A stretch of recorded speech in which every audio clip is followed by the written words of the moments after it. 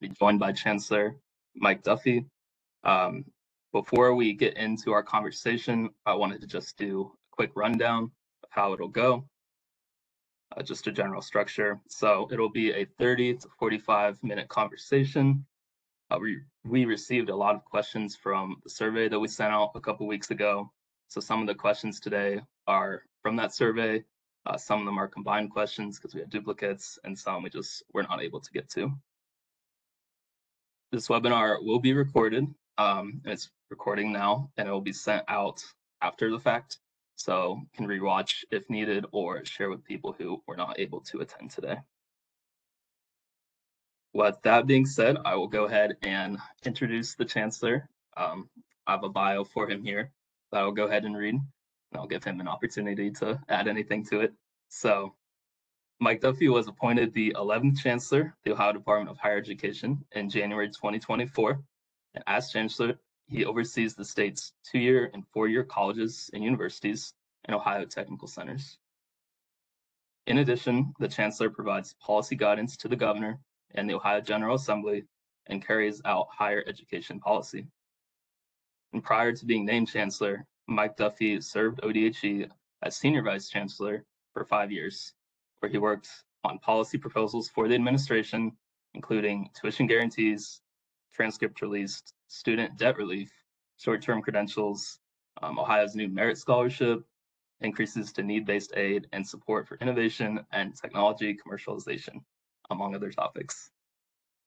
And before the DeWine, he said administration, Duffey served 8 years in the Ohio House of Representatives, where he chaired the Higher Education Workforce Committee, vice chaired the legislature's Joint Commission on College Affordability, and co-chaired the Ohio Tuition Trust Authority.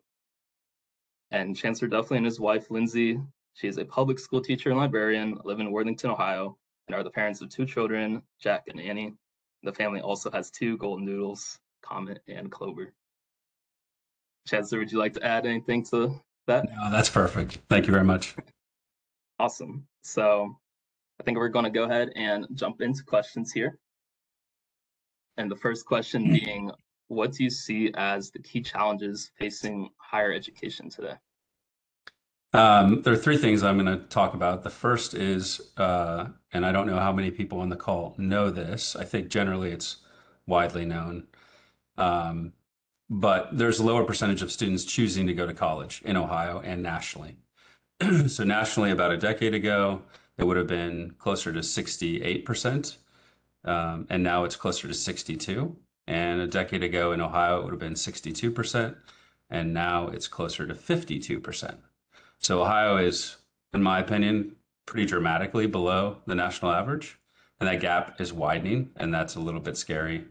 That affects all of the institutions in terms of enrollment, but it also affects our state in terms of the talent pipeline. We want to compete and win for jobs. Intel, Joby, Honda, LG, you can think of all of what I call Ohio's new economy. And so I care about that a lot. Second big challenge that we talk about and have for at least 15 years is affordability. The good news is I think that tuition increases are flattening nationally and in Ohio. The market is changing because there's declining enrollment. Colleges are offering more financial aid to compete for students, and really college is becoming more affordable, especially when you compare against inflation. So in Ohio alone, the cost of college has decreased about 1.1% adjusted for inflation over the past 5 years. But I think we have to keep in mind that there are states like Florida and North Carolina where tuition's closer to about $7,500 as opposed to $13,000 in Ohio as fairly typical. The third big challenge that I focus on is the cultural divide. You can read about it in the newspapers almost every day in Ohio and in other states. And it's really people asking questions about what is the purpose and mission of higher education. And I think for a long time we've talked about broadening horizons and thinking for life, and I think all of that's definitely true. But I think students, families now are more than ever talking about economic mobility. You know, what's the return on the investment? And that's intertwined with the public confidence question about higher education. So when Gallup says that, you know, high confidence in higher education is going down. They're really saying there's this public perception about the return on investment. And we had some remarks to that effect from Gallup. Zach Karnowski over there presented at the Ohio Trustees Conference in June. But a lot of what we're talking about today is higher education adapting to that, revalidating and restoring confidence by talking about that return on investment. Now, the good news is the Bureau of Labor Statistics data is very clear that at every rung, if you continue your education, it does have a very strong payback, and it is worth it to continue going to that baccalaureate degree, to that master's degree, to that PhD. All of it adds value. Yeah. Only five years removed from high school, and I can remember that was definitely conversations had with me and my friends in high school. Yeah. So that leads into our second question. What do you personally enjoy most about your job as chancellor? You guys can Google this, but there's a Japanese concept called ikigai, and it basically means reason to be alive or benefit or worth. It is a quad Venn diagram. One of the circles is what do you love? One of the circles is what does the world need? What are you good at? And what can you be paid for? And so for me, higher ed is that nexus of all those things combined. And I think that everyone doing their job, and I hope for everyone at the department, including you, feel that way. And when people are at institutions, I hope that they feel that way too, that they've got ikigai. But the categories of moments that I enjoy the most are two things. One, interacting directly with students. I mentored a student named Grant coming out of high school who I met when I was a state representative, helped him navigate what he did educationally to eventually get a baccalaureate degree, raised by a single mother. Those kind of mentoring experiences and seeing an actual person that you can benefit is just hugely impactful. And it's hard to do that sometimes when we're at an agency or at an institution and we're dealing with students in the aggregate. We may not have all those personal experiences. On the other hand, the idea of working on system design and working on something like the Merit Scholarship or expansion of OCOG to more students or expanding the award amount on OCOG or making sure that the amount is guaranteed and goes up every year. These things are very rewarding from a system design standpoint. You may not hear about it from individual students, but you know that it benefits students. You know that it's smarter, it's simpler. You know that people like it. And so that's really satisfying when you know that you can help lots of people and you can see that benefit. Those are the two things that I really love the most. Okay. Thank you very much. Our third question is, do you have any advice for people like us who work in higher education? Yeah, and so there's tons of things. There's things that we do at the department. There's things that we do at the individual institutions. Institutions do a lot of things. Sometimes they make choices that I think could be a little bit more student focused. I'll give you one example that I've dealt with for at least 5 years now, and has been pretty predominant, top of my radar. Actually, I'd say 7 years because we talked about it at the Joint Committee on College Affordability as well, and that's transcript withholding. I know why institutions do transcript withholding. Somebody didn't pay a bill, they owe some kind of debt to the institution, those kinds of things, but it ultimately ends up becoming a barrier to the students re-enrolling at a different institution and succeeding.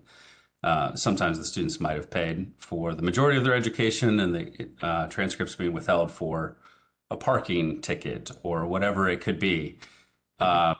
So it's not great for students. It's frustrating for me. When we think about things like credit transfer, in principle, we're there, but is the experience the best possible experience that it can be for the students? I'm always for making it as simple and easy as possible. I know that we've got a great group here that does make that as easy as it possibly can be, but that's my advice in higher education is just make it simpler for the students, make it a little bit easier, and where we can make decisions that are a little bit more student focused, try to make those decisions when we can. It's not always easy to do. Right. Yeah, I think most people can agree that simplifying processes usually leads to better outcomes for everyone.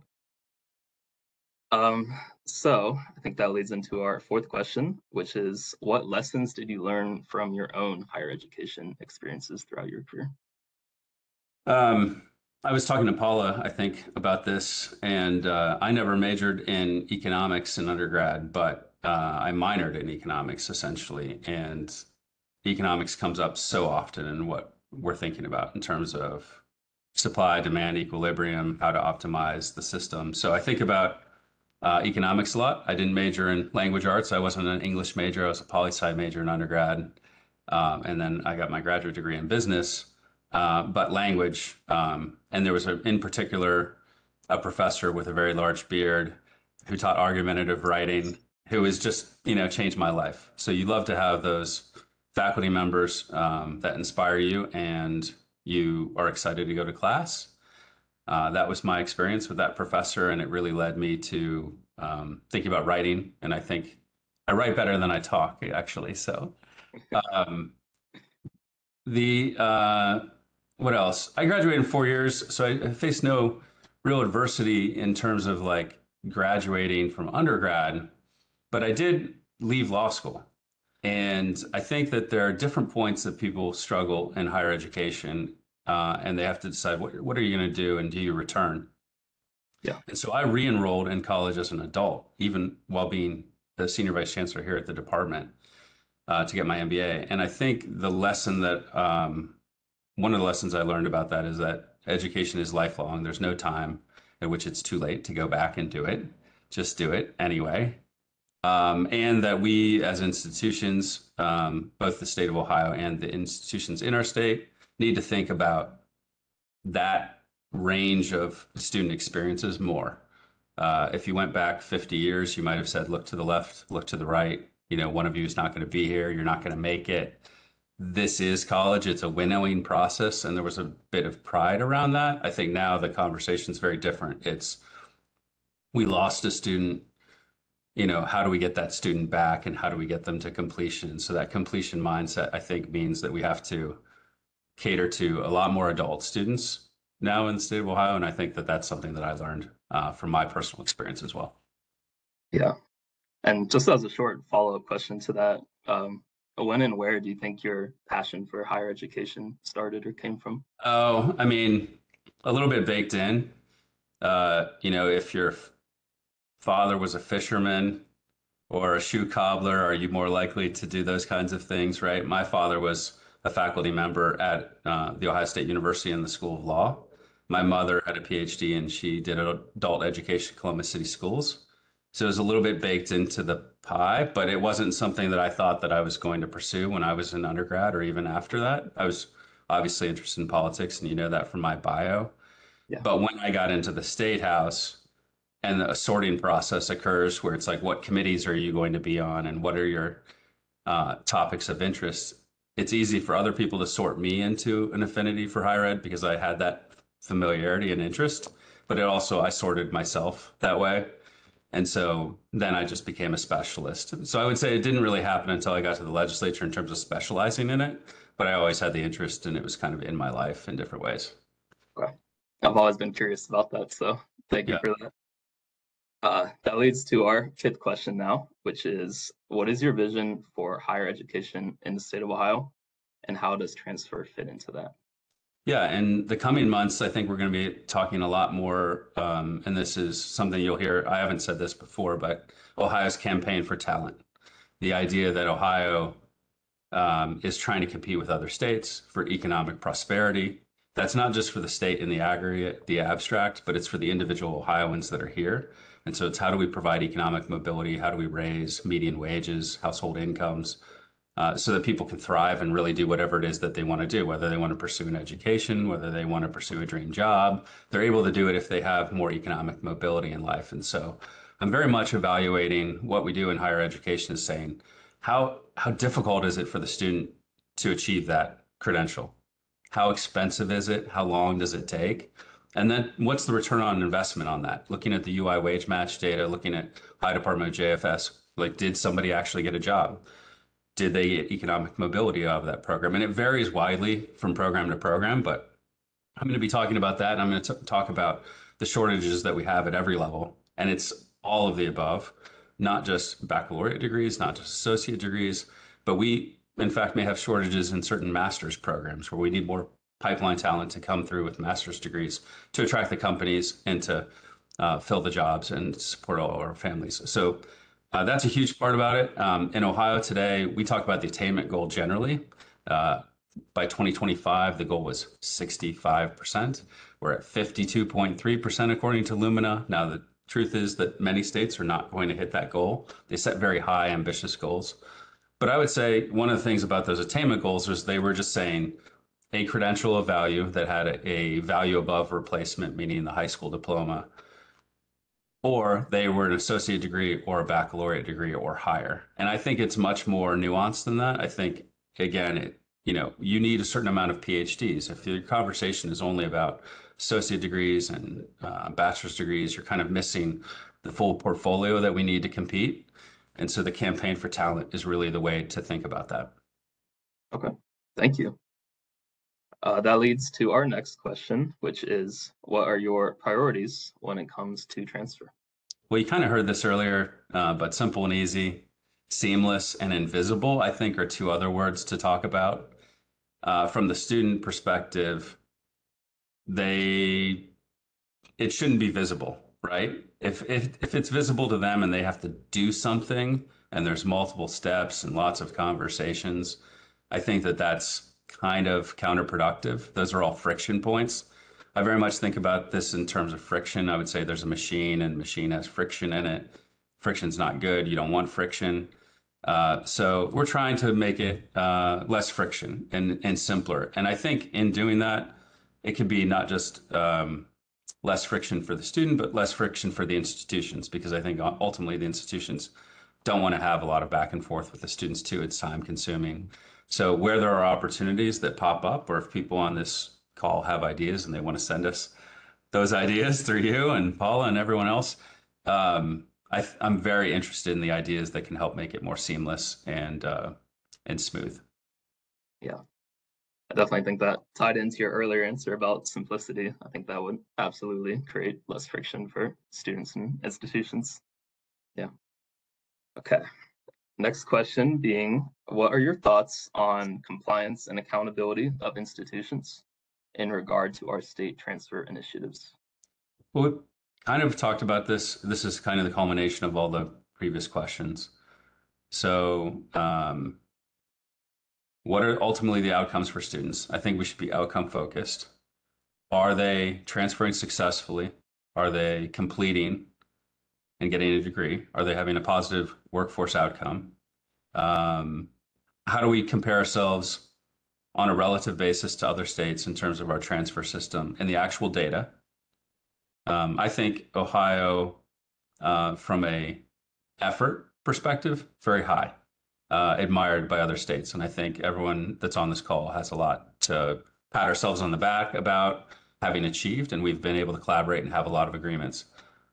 We are not a system state. So we can't just wave a magic wand and say there's automatic reciprocity and these credits are going to happen. There's a lot of humanity that's involved. And when you have humanity involved, it they're living lives. There's only so often that they're going to get back on the email or be able to complete that transaction. And it's very kind of custom and bespoke, I think, in many cases. And so I do think that accountability for us is how can we move to that seamless and frictionless environment, and then ultimately focus not just on that as an input, because I could say, well, it's seamless and it's friction free, but we don't really have high transfer outcomes. If that were the case, I wouldn't view that as success. So I think accountability is towards looking towards those outcomes and saying, are the numbers where we want them to be? Are we proud? Are we relatively high compared to other states? Could we be higher? How do we do this when we're not a system state? I think those are all the things to think about. And then ultimately, like, tie that back to what is the goal here? Transfer is a part of the pathway. It's that journey for that economic mobility for that student and for degree completion, just generally, again, for broad critical thinking for life. But it is just part of that journey. And so let's not focus too much on transfer for transfer's sake. Let's focus on it as it needs to be seamless and easy so that the students can ultimately get to that ultimate goal. And if we see that for some reason in the outcome it's not happening, we want to go back and go, where's the bottleneck? What's happening? Yeah, absolutely. That does lead us to our final question, and I think it's very fitting because workforce development has been a very prominent topic in Ohio recently. And question is, how does your vision for higher education and transfer in Ohio align with workforce development? Well, um, some people would say that there's almost too much focus on workforce development now. Maybe traditionalists who get tired of hearing us talk about economic mobility and return on investment and all of those things. But obviously, those are integral to workforce alignment. Um, in a way, this is just another point of friction, right? What is the matchup between higher education and the employer community? Students are seeking the jobs. Is there enough communication and alignment there so that when the employer, for example, getting in a car or getting on a Teams call and talking to the college about what their needs are? If they are, the college is probably going to be paying attention to that because they know that, A, that's somebody who might donate or sponsor students, Mm, on a scholarship basis. I think of the Work Plus program at Miami as an example of that. You've got employers who are paying the full freight of tuition for students in some cases. The students are working in a work environment. We keep talking more and more. And by the way, your team, the workforce team at our department, they're doing more and more work. We've just had more and more programs expand, tech credit, et cetera. And so it can get a little bit overwhelming. But ultimately, it is about these fundamentals that we know make sense, which is if there's communication between the employers and the colleges, everything works better. Ultimately, it makes college more affordable for the students. Ultimately, the students have experiences that make them more ready for that job and more ready for the workforce. But it also gets them that job. They get that hot lead to the job. They're more likely to get placed. The employers are getting the benefit of it. We're keeping talent in the state of Ohio. We are very much encouraging co-op internship type experiences across the state because we know that if the student has that experience and then they can take something that's theoretical in a classroom and they can make it applied and then they can think about, well, I need to do well in this math class because it applies to this actual job and I actually want that job, then I think it makes it so much less theoretical. And we talk about this in K-12 as well, trying to get kids interested in STEM. You could come at them with, need to learn math, or you could come at them with robots and build R2D2 and C3PO, and they say, yes, this is what I want to do for the rest of my life. So I think to keep it engaging, workforce alignment is just critical to it. It is for the majority of students. There might be 5 or 10% of students who are thinking about becoming researchers. They're not going to go, which is its own kind of workforce, but they're not just thinking about going out into the private sector and working for an employer or starting their own business or those kind of things. But for the majority of students, they are kind of thinking about that, and workforce alignment is part of it. And I think that this is part of how we raise and boost confidence and get people really excited about higher education. yeah, absolutely. Um, that was the conclusion of all of our questions. We very much appreciate you being here and taking the time to be with us. Did you have any No, concluding thanks, thoughts Joey. you I just wanted wanted to to? say I want to thank everyone that works on transfer. This is hard work for all the reasons that we talked about. It really matters to students. Thank you for everything that you're doing. Please keep doing it. I know that Ohio is a leader. I want us to continue staying a leader in this regard. And if I can be helpful, seamless, frictionless, new ideas that you have for innovation, I'm very interested in that. And please share those with our team. Thanks so much. Yeah, thank you for being here. We do really appreciate it. Um, just a couple quick housekeeping items before we leave. I did want to plug the Friends of OATN listserv. It's where you can find updates on future Transfer Talk Tuesdays and just OATN happenings in general. Our email address for that is transfer@highered.ohio.gov. And I also wanted to plug our next Transfer Talk Tuesday, which is scheduled for Tuesday, September 10th. So I appreciate everyone for being here. The meeting recording will be sent out shortly. Have a great rest of your day. Thank you.